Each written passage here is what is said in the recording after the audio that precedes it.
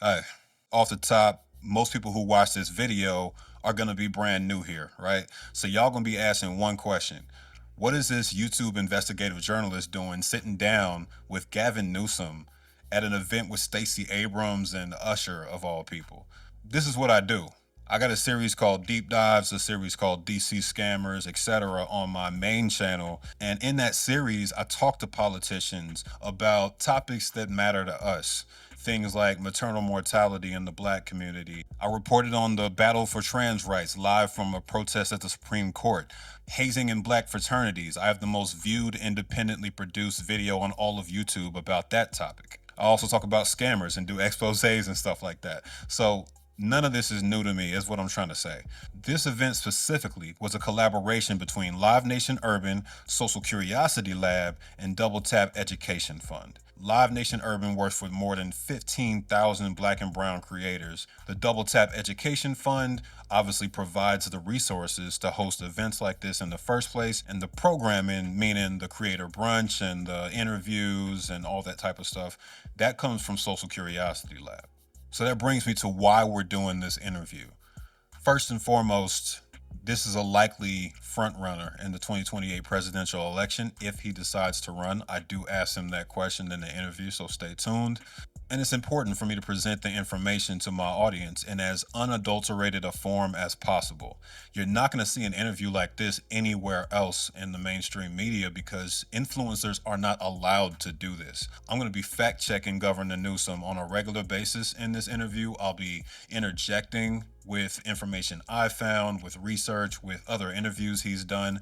This format is always evolving, and I need y'all's feedback to perfect it. And the last thing I need to stress is that all comments and opinions from this point forth belong to the person who said them. They have no reflection on the sponsors or the organizers. I'm a journalist and I sat down with a politician. So this is exactly what you would expect would come out of that interview. Let's get into it. Governor, it's very nice to meet you. Good to be with you. Absolutely. Thank you. So the first thing I wanted to get into is kind of switch it up. I tend to start light and get heavy, so I'm gonna flip it this time. We're going to start heavy. Yeah, let's talk about some real stuff. That's good. A lot of things people want to know. I've talked to a lot of creators, and I'm a creator myself, and some of the things that I tend to hear revolve around cost of living. Things people are dealing with every day, like rent, groceries. Like it's really hard out here. So what I wanted to ask you is, what do you think leaders should keep in mind and what they should know about the environment that everyday people are in right now? Well, they have to have a connection to the lived experience. And I think the experience of affordability means something very different on the basis of your unique circumstance. It could mean a stacking of stress because it's childcare on top of the grocery costs, on top of the rent costs, on top of the utility costs. And there's a sense of urgency. It's a crisis for people living not just paycheck to paycheck. My mom, single mom, and raised two kids on her own. I remember her talking about it's no longer about 52 paychecks, it's about 104 paychecks. And she had two jobs and then started to get a part-time bookkeeping job as the third job, barely to keep ends meet. So this whole notion of affordability now is so in vogue because we've got an economy that's completely broken.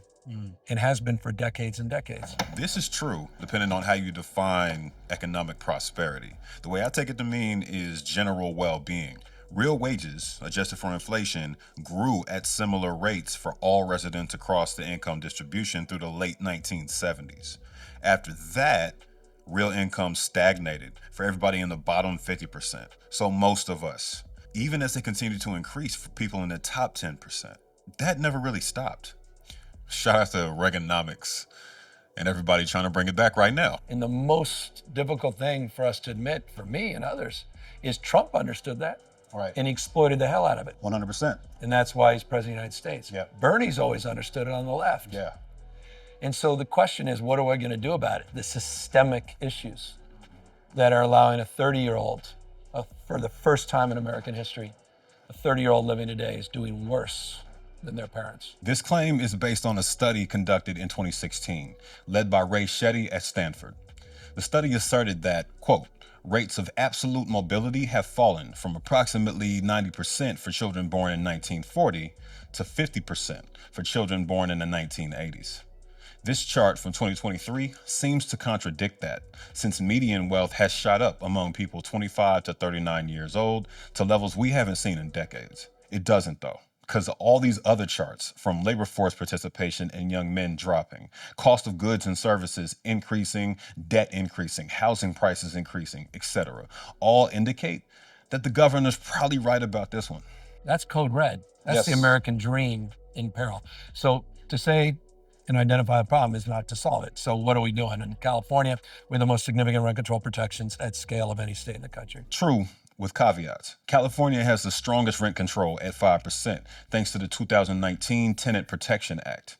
That isn't stopping some landlords from evicting tenants unfairly, though. The work always continues. But wait, nuance matters. Make nuance great again. Meninga, that's not catchy enough. The governor said We have the most significant rent control protections at scale of any state in the country. there is no other state at the scale of California, so he's right. We created a brand new grade to address some of the childcare costs, pre-K for all, fully implemented it. 369,000 childcare slots, fully subsidized. Also true, the Universal Pre-K program was rolled out last year, and California committed $500 million to the expansion of that program. Since he brought up kids, this is as good a place as any to transition to Palestine. All these poor children. Here's Governor Newsom in his own words discussing where he stands. With the aftermath of what's happened in Gaza and the devastation of Gaza, I pray there'll be Abraham 2. I pray Saudi deal, Israel. I pray that we can begin to negotiate for peace. I appreciated the president immediately pivoting to wanting to negotiate after the successful bombing. And I think that's critical now. So this success will be defined moving forward. How do you think the stuff between Israel and Gaza ends? Bibi's just enough. Come on. All these poor children. Enough. When's enough enough? Mm-hmm.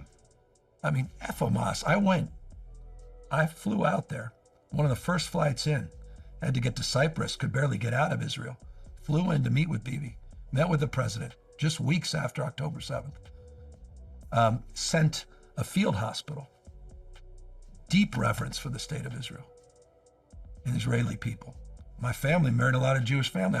We can get into my history, and so there's a why there. I feel always connected to that country. I was proud to go out there and support country. I mean, it's just terrorist attack, Hamas.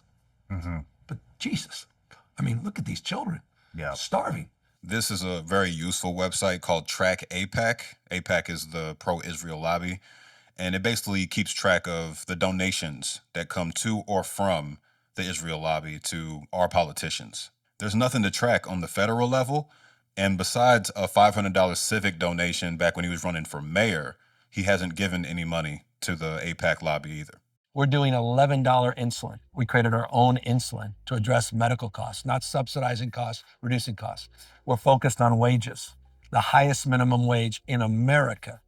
$25 for healthcare workers, $20 for fast food workers, $16.90 for everybody else. No other state in the country can lay claim to that. Mostly true. The healthcare worker wage is $25. The fast food worker wage is $20. And that $16.90 figure is accurate too. It just isn't the highest in the country as of this year.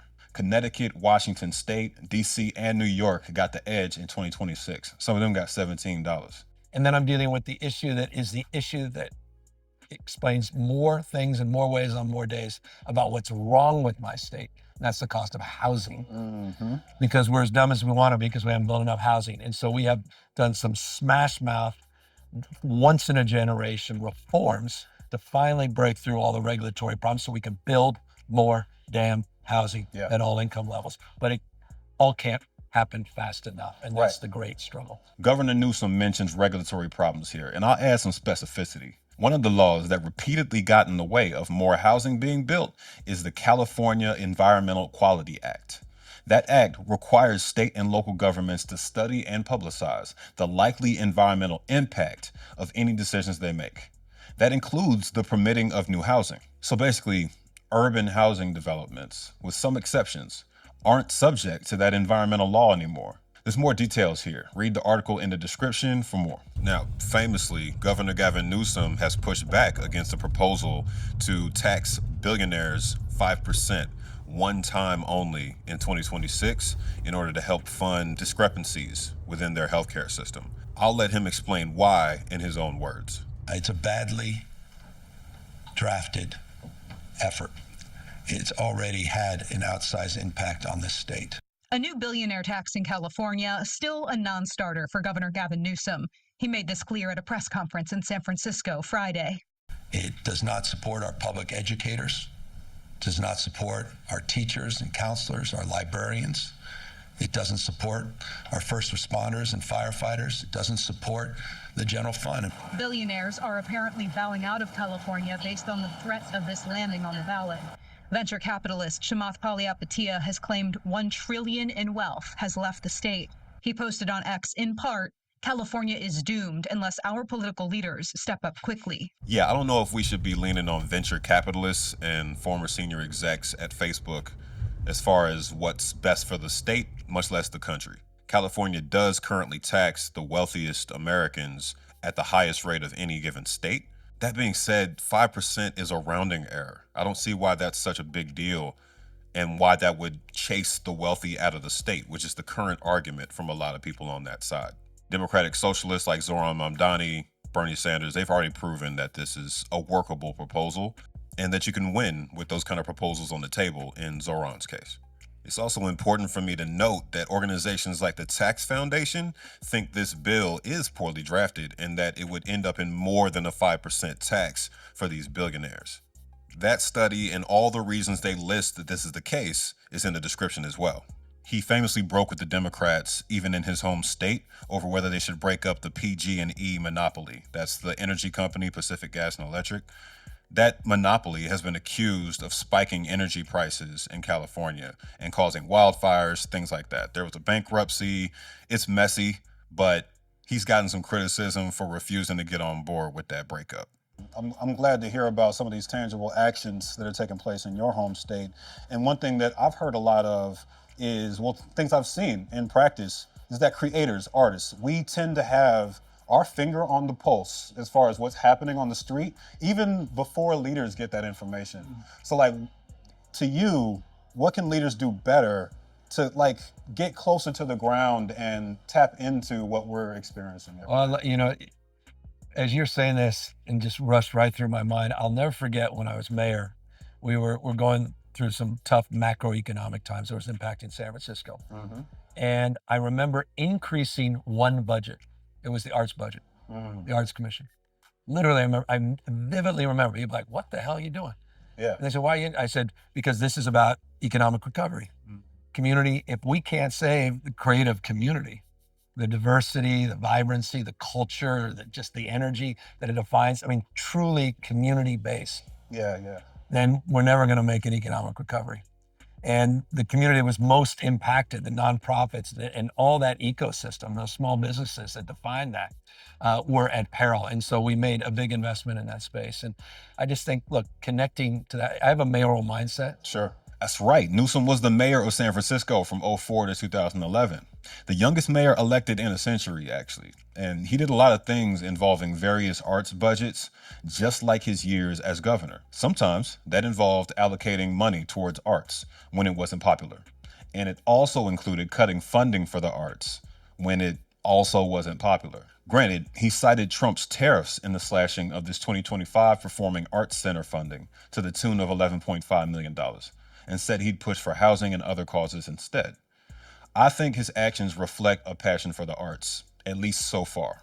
And once a mayor, always a mayor. Yeah. It's management by walking around. Get your ass out of the car, onto the streets, and meet with real people. Like just connect with real people. One of the things I did, it's funny, I was just in San Francisco the other day for an event, and we were in the Tenderloin in San Francisco. Anyone's been in a Tenderloin, it could be a little tough. Sure. And it's always been 40, 50 years. And every week, I was reminding the audience there at a nonprofit, I said, every single week, my Friday, I walked to work and walked through the Tenderloin. And I said, I don't care about a public opinion poll.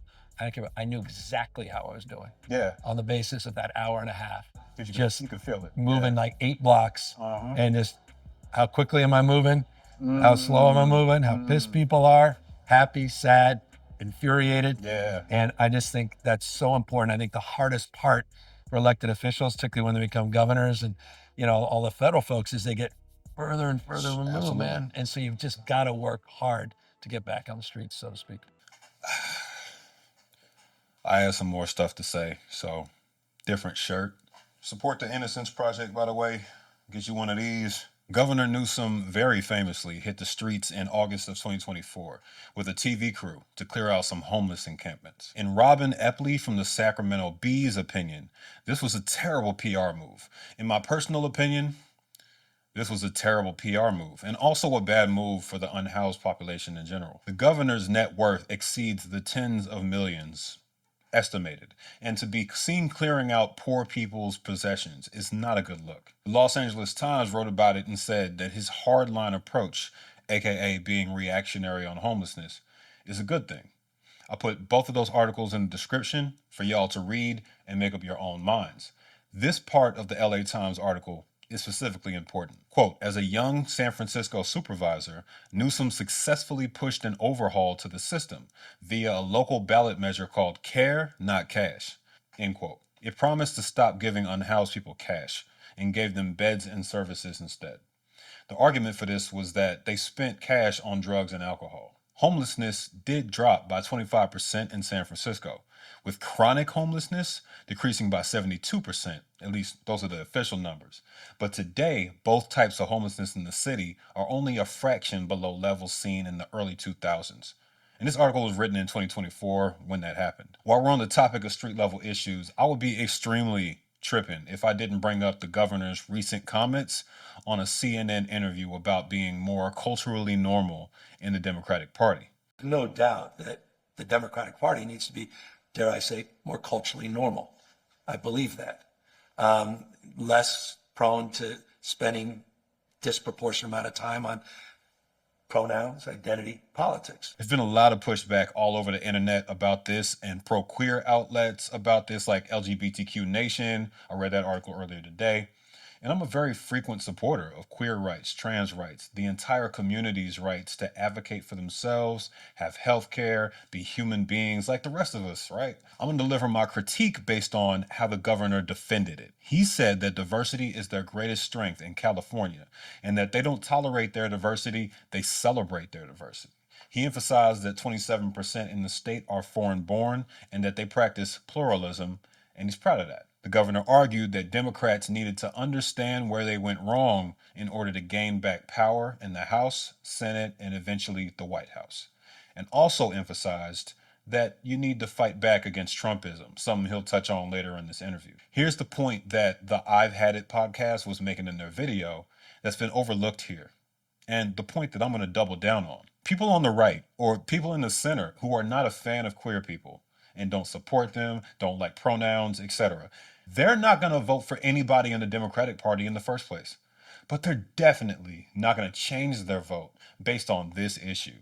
And it's actually been proven. In a video I did before, I made the case that candidates who hammered down on the trans issue in conservative campaigns, aka airing verbal abuse about trans people, they lose constantly. Last serious question. When you see the next generation, the Gen Zs, the Gen Alphas, preparing to go out into the world to start families, forge their own way, what's encouraging you about what you've seen thus far? Well, right now I'm discouraged because Gen Zs are delaying families. Can't afford them. Not wrong. They can't even, their mindset is, I'll never be able to afford a home. They're stacked up with 3 or 4 roommates, or they're with mom and dad. Yeah. And so this is, I talked about Code Red in there on democracy, but particularly for young men, because I think there's a unique relationship to what it is to be a man. Yeah. There's notion of being financially self-sufficient, taking care of your family. And what's happening with young men, and my party, Democratic Party, we haven't tapped into that. Right. We haven't even talked about it. We're timid about it because we think it takes away from women and girls. It's not zero sum. Right. And I'll tell you, as a father with 2 young girls, I think my girls would say, you got to solve the crisis with men, because that impacts us as women. And so it's something I think, when we get under the hood and answer that question, I think we need to also look at what's happening in the roles and relationship to men and boys, women and girls, and really be much more aggressive. I created a men's agenda, did a big executive order working with Richard Reeves and the Institute of Boys and Men, working with Scott Galloway and others. This has really inspired me to do more in this space. We have a massive mentorship commitment. We're trying to get young male teachers. Yeah. You don't have a lot of kindergarten teachers. I used to be a substitute teacher. So you know it, man. Yeah. Like so many little tangible things we can do that we haven't done in the past that I think. But anyway, part of that is then transition to your question, optimism as well, because I think we're waking up to this. 100%. And I think we're sort of marching now to beat where we're actually trying to navigate and solve these things, not from a political paradigm, but because it's the right damn thing to do. And to the extent there's some political benefit on the back end, that's great. But we've got to be repairers of that breach, so to speak, in the spirit of Isaiah. And I just think that work cannot happen soon enough and needs to happen all across the country. That's bottom up, man. That's communities, towns, large and small. That's not just some top-down initiative. We can directly send that, but a nation's vision is realized locally. Absolutely. And that's why localism is so determinative in terms of solving so many of these problems. Let's get light. These will take no time at all. So let's start with, I just heard word that you worked on a bill that would get rid of the criminalization of rap lyrics in cases. I used to be a rapper, so like this is like, this is near and dear to my heart. So like, and I had a Zoom that will go. It's a history book. I had like 20 of the most iconic rappers. Favorite artists. I mean, Give it to me. we Favorite had. artists. I mean, we had everybody on there. At the time was Meek Mill, Too Short. We had E4. I mean, some of the Bay Area guys, Killer Mike. I mean, Mike. It was like amazing, and I didn't understand it. I signed that bill. It was the first in the country, where if you have rap lyric, it could be used against you in a court of law. To be from California, and for California to be one of the first states, you know what I'm saying, to pass this law, me being an artist that came up through the streets, you know what I'm saying, it mean a lot. It's gonna allow artists like myself and all these guys right here to be able to express themselves. It's just important for the freedom of speech, you know what I mean? We should be able to be free what we want to say with our creative expression. Today is a huge victory for music creators. We could be afforded the same rights as filmmakers and artists from different genres, that hip hop is not being prosecuted just for being hip hop. I feel like this is our art, and as a California native and an artist, I want to thank you for protecting our art. Like us having the access to be able to talk to a governor, that is very important. I think that's just like a bridge that never happened before. You got an open mind, and I think that's effective for people like myself and people that come from where I come from. More African Americans are unjustly prosecuted for exercising the right for free speech. And this law, once Brother Gavin signs it, will protect everyone's freedom to express their artistic talent. Important context here. Erica Smith, a writer for the LA Times, nailed it when she said America, and by extension record labels, love rap, but not black people. California has more credibility here though. On top of the bill dealing with rap lyrics, which Cali was indeed the first to push through, California also has the Racial Justice Act, which attempts to prevent racial discrimination in cases and allows people convicted recently to challenge their sentences based on that bias, if they can prove it. That's dope, in my opinion. If you write poetry, you write a book or a screenplay, cannot be used against you. Screenplay says, I'm going to commit this murder, here's how I'm going to do it. Can't use against you. But if you have rap lyrics that somehow suggest something, they'll say that proves some intent. Absolutely. Tell me that's not racially motivated. So we were the first to do it, and then we shifted, and we shifted a mindset, and we've seen that law change all across the country. You know, it was interestingly a huge supporter of that change. Well, Jay-Z was big in it, but the owner of the Patriots was out there supporting. I did give him a lot of credit. Just interesting that he was out there, funding a lot of these efforts, which I just, for what the hell it's worth, I'm gonna give the guy some credit. Robert Kraft did visit Meek Mill in prison, but also speak out publicly on behalf of this rap lyrics bill. We have to do something with criminal justice reform. That being said, he's a controversial dude, and there's plenty other things I can say, but that would get us off topic. So I'll leave it there. One question I did want to end on, to make sure we touched on, is what do people want to know? President, is it happening? Well, I can run for president of my Rotary Club. There's a lot Fair. of presidents out there. Yeah. There are Yeah. a lot. They're like high school presidents, Mhm. college presidents. You're not wrong. Who the hell knows what happens? It's fate, man. That's it. You can meet the moment, or the moment meets you. You got to be able to answer the burning question, and you know it, because this is what you do. Absolutely. You can suss out the BS. Absolutely. If you don't have a big enough why, Nietzsche said, if you don't have a big enough why, you'll never endure the how. 100%. And so you're dialing it in. And if you can't answer the question why I'm running and have a burning, intense that meets the moment, Yep. and somehow solves a problem that presents itself, then you have no business in it. And so in the next year, there's dozens Yeah. of potential bidders do this that have to ask that question and answer that question, and then have to figure out where we are and do they add real value? Mhm. And can you say the value I believe I add in this case? Here's what I offer that others may not be offering. Absolutely. Not to take anything away from them, but it's the value proposition. Mhm. And so I got to assess all that as it unfolds. But right now, in this moment, I'm not gonna. I told myself the rocking chair checks. I don't want to be in peril of being judged not to have lived at this moment. And that's why I'm punching a bully in the mouth. That's why I'm fighting fire with Trump. That's why we did the redistricting in response to what happened in Texas. Yep. That's why I'm doing my social media and just going after Trump every single day, no quarter. Let's go.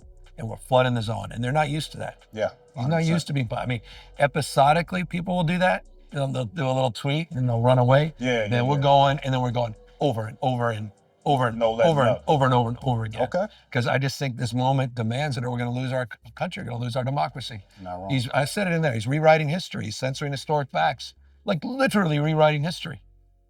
He's eliminating, whitewashing history. Yes. Man. Yes. We got versions of poll taxes that are coming back. This SAVE Act is not about voter ID, which is about voter suppression in an indirect way, but it's also about registration, Mhm. making it harder for people to register. Absolutely. And it's about selecting who gets to vote, the intimidation tactics in and around the voting booths. You have masked men. People are disappearing in the United States of America in real time, windows being smashed, people being snatched, kids off the streets. And, and with respect, for me, it's a little different lived experience 100%. versus the communities on edge, the Black and brown community, that are literally under attack 24/7 by this administration. So I'm in this moment Yeah. in relation to that question, but deeply in this moment, present. We'll see what happens in the future. Sounds good to me. Governor Newsom, Good to be with you. thanks for spending some time with me. Thank you. As for my take on whether he's going to run, I think he absolutely will. He's on tour right now, basically. After talking to me, he went to New York for another stop. So I don't think anybody does this much press unless they're about to do something big. And I guess we'll see as for whether he's actually going to throw his hat in the ring. But y'all got all the information you could need as of this point in the game.